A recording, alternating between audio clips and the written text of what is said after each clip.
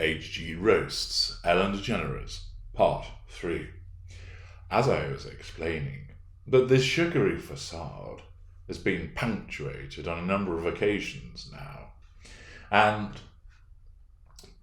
an article in Vox explained that stories about not pleasant encounters with Degeneres started surfacing on Twitter soon after the Dakota Johnson interview. And some of Degeneres' past incredibly awkward interviews with celebrities have been touted as evidence that Degeneres was never as nice as she wanted us to think. Indeed, and this is the disconnect, the narcissist that produces the facade, but it's all fake, an illusion. Months later, in March, podcast host Kevin T. Porter posted a dare about Degeneres that would go viral. He produced a $2 food bank donation for every mean story someone had about Degeneres. Porter called the submissions at roughly 300, donating $600. He wrote, "Right now, we all need a little kindness, like Ellen DeGeneres always talks about. She's also notoriously one of the meanest people alive. Respond to this with the most insane stories you have heard about Ellen being mean, and I'll match every one with $2 to @LA Food Bank."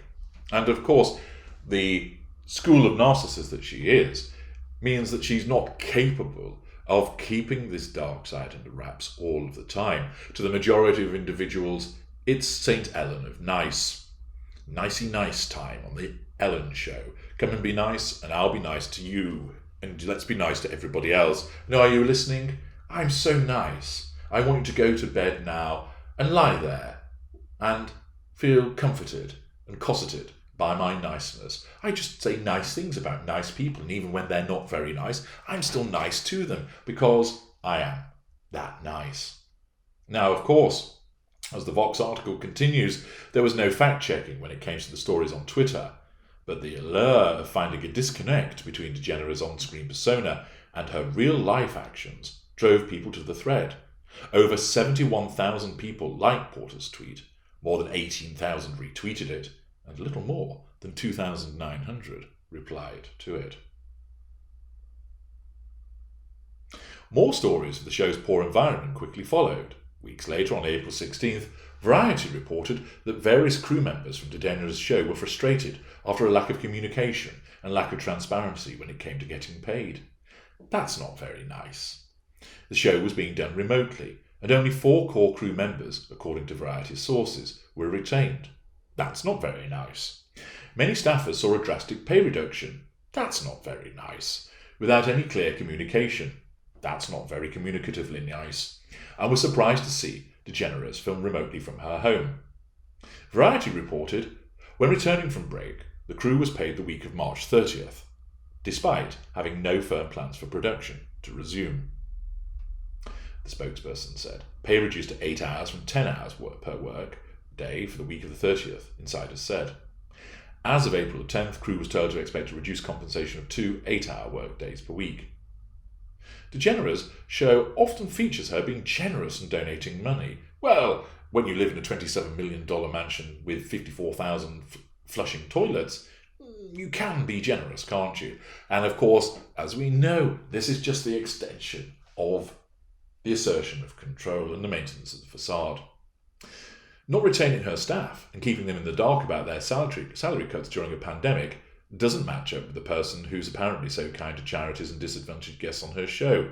Of course, that demonstrates the hypocrisy once again. The fact is, after the reports of Degeneres' treatment of her staff, that the narrative shifted into something more serious. There's a difference between not gauging the Johnson joke and not paying your staff. Her staff's horror stories about their salaries drove the narrative beyond gossip of Ellen not being Ellen on her show and into the territory of Degeneres' competence as a boss and the consequences of her actions. And of course, the fact is that she has made herself the face of unflinching niceness. But she's not. She doesn't behave in that way, more of which will be coming up. But also, she presides over an environment that was toxic, hostile, unpleasant, simply put, not nice. And she has plugged this brand and built an entire career and celebrity status by assuring us that she wasn't like these other celebrities, that she didn't engage in certain transgressions and offensive behaviours, that she was relentlessly kind, and therefore you never had to worry about her being problematic. And of course, it was, as can be seen by the evidence that has come forward, simply all an act. But she doesn't realise this, because the narcissism that governs her won't allow her to see it. Finally, we come to an example as we end this roast, which sums up the pettiness of such an individual who has made a career on the back of niceness, and who else but the Mail Online to provide us with this tasty morsel, which goes straight into the barbecue with Ellen to ensure that she's roasted to perfection at the end of this 3-part series. And the Mail Online tells us in this article, which came about in August of last year, former waitress tells how Ellen DeGeneres tried to get her suspended for having chipped nail polish. The talk show host going out of her way to email restaurant boss to complain about the server's manicure. Triviality, pettiness on quite the scale. I don't think that's very nice. Dear listeners, do you think that's nice? That the Queen of Niceness has gone out of her way to email the restaurant boss to complain about the server's manicure. How dare you have chipped nail polish? That's offensive to me, and I'm very nice, don't you know? I'm sat here having my posh meal, and you have the audacity to serve me, you underling, on not many dollars an hour. You have the audacity to appear before me, the great Ellen DeNiceness, and show me chipped nail polish. Oh, the wailing and gnashing of teeth that must have occurred at seeing this. The article explains as follows. Let's dive in. Ellen DeGeneres tried to get a server suspended for having chipped nail polish, the former waitress claims. Chris Farah, now a comedian and actress, said she was working as a server at Los Angeles' vegan restaurant Real Food Daily in 2014 when she waited on Ellen and her wife at brunch. Farah, 35, said the meal went off without a hitch. But 1 week later, the chat show star emailed the restaurant owner complaining that Farah's nail polish was chipped, resulting in her bosses trying to suspend her for 2 weeks, the actress claimed. Well, first of all, such behaviour, Ellen, is roast-worthy. You, a multi-millionaire-ass, sitting there in the rarefied atmosphere of your 54,000 Flushing toilet mansion in Monty Shit Show, deem it appropriate to bring the hurt on little Chris Farah, trying to make her way in the world as comedian and actress. And not only that, her bosses are pretty shitty too, trying to suspend her for 2 weeks. She really went out of her way to try to hurt someone who was beneath her and serving her, Farah told DailyMail.com. You're going to try to take my money away from me for 2 weeks because you don't like the way my nails looked. It's shitty. It's not anything akin to her image of be kind. Of course it's not. Miss Farah. She's a hypocrite. It's unnecessarily cruel and out of touch and doesn't understand the repercussions. It's a crazy thing to do. It looks crazy to you, but all that's happening is she's wielding her power, asserting control over you with a malign hoover against a tertiary source, which of course exhibits the type of school of narcissist that she is with such petty behaviour. Farah is one of many people who joined a deluge of criticism, the article continues, for the multimillionaire comedian after dozens of staff on the Ellen DeGeneres show claimed that racism, bullying and sexual harassment was rife at its Hollywood studio. The scandal prompted DeGeneres to email an apology to her staff.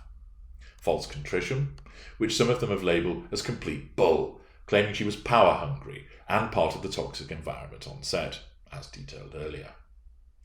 First of all, I thought her demeanour was a little weird. It was like she was taken aback by me in some way, the comedian said. I just remember her being like, what's Christina Applegate having? She was also in my section. She ordered that. Everything went down the way it should. And I'm really nice and warm. I was a really lovely server. A week later, my managers were like, Chris, did you happen to serve Ellen when she came in a week ago? I 100% thought it was a good thing. She was friends with the owner, And in my mind, I was like, oh, this is going to be a really good thing for me. She wants me to come on her show and serve mini cashew cheeses to the audience in some adorable way. Bit of a leap there, Miss Farrer, but still. My bosses looked at each other and kind of smirked. They said, she emailed Anne, the owner, and complained about your chipped nail polish. I was like, what? It had chipped the night before, and I didn't have time to get a fresh manicure after I closed the restaurant at 11 p.m. and reopened at 8:30 a.m. the next morning. I probably shouldn't have had chipped nail polish, but it wasn't on her food or plate. Farrer said her managers tried to suspend her for 2 weeks over Degeneres' complaint, but she'd already told them to fuck off because she was quitting to pursue her stand-up career. She didn't say that, but she might as well have done, and they'd have deserved it, quite frankly. Now, what's actually happening here, of course, is that Degeneres is asserting control over the business owners. She wants to give it large and demonstrate that she's a big swinging clitty, and in so doing, she asserts control over the business owners and triangulates them by malignly behaving towards Miss Farrer. It wasn't the case that she actually wanted to raise the issue of the chipped nail polish as against Miss Farrer. What she was doing, because she was friends with the owner, was that she was wanting to exercise control over the owners of the business and utilises a poor, hapless tertiary source waitress as the means to triangulate them. The article continues. The owner at the time, Anne Gentry, sold the restaurant to current owner, Adeline Betcher, around 2017. I'm the new owner of Real Food Daily, not the one who suspended the waitress over the Ellen controversy, Betcher told dailymail.com. It's under new ownership and we didn't do this. It was the old owner, Anne Gentry. The 35-year-old told dailymail.com she was astounded a fellow female comedian would allegedly try to abuse her power in a sadistic way. She's obviously a very rich, famous television person. She has to assume the person serving her is not as rich and famous as her, as most of us are struggling artists. I'm a younger female person of colour. I'm Lebanese Syrian and she knows the power she has over this particular restaurant and owner because she has a relationship with them. And that is, of course, where it comes from. It wasn't about doing you down, Miss Farrer. It was about using you, although collaterally you were put down, as a means to assert control over the business owner by exhibiting an absence of emotional empathy towards you, a sense of entitlement, and a lack of accountability for the behaviours by utilising this particular manipulation. And that episode of having to assert control over supposed friends who own a restaurant and belittling and demeaning and invalidating a waitress sums up, Ellen DeGeneres, you're not a nice person at all. You are a narcissist. You engage with a sugary facade to con people. You believe that's who you are, but you're blinded to it. And you've been exposed again and again and again because of your repeated need to assert control results in the dark underbelly occasionally punctuating that facade. So, into the fiery flames of damnation with you, and let you roast as we get ready to meet Roasty number 2, who will be along soon with details about who else will be following you into the fiery flames of HG Roastdom.